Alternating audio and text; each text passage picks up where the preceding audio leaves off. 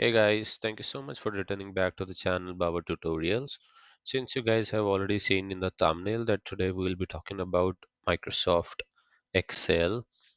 I have been using Microsoft Excel and then I suddenly see that hey, the sheet tabs which was bottom of the page here is not visible anymore. So there was like two, three tabs I had but these are not there. So if I, try to switch through the keyboard, which is Control plus page up, page down, it is switching between the tabs, but it is not showing it in there.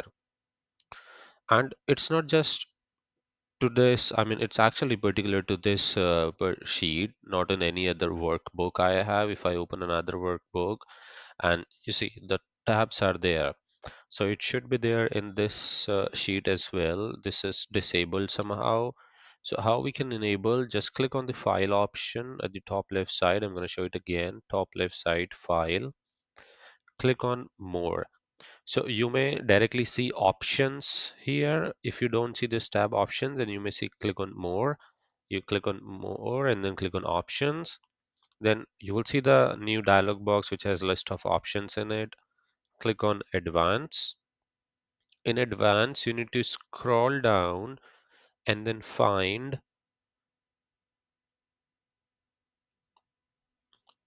display options for this workbook.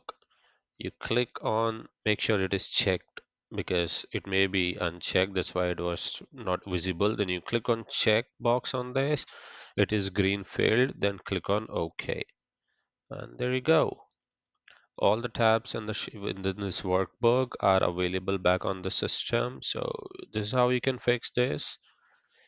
We'll see you in any other video related to Microsoft Excel, Word, Outlook, trick, or troubleshooting. Thank you so much for watching this video. Have a great day.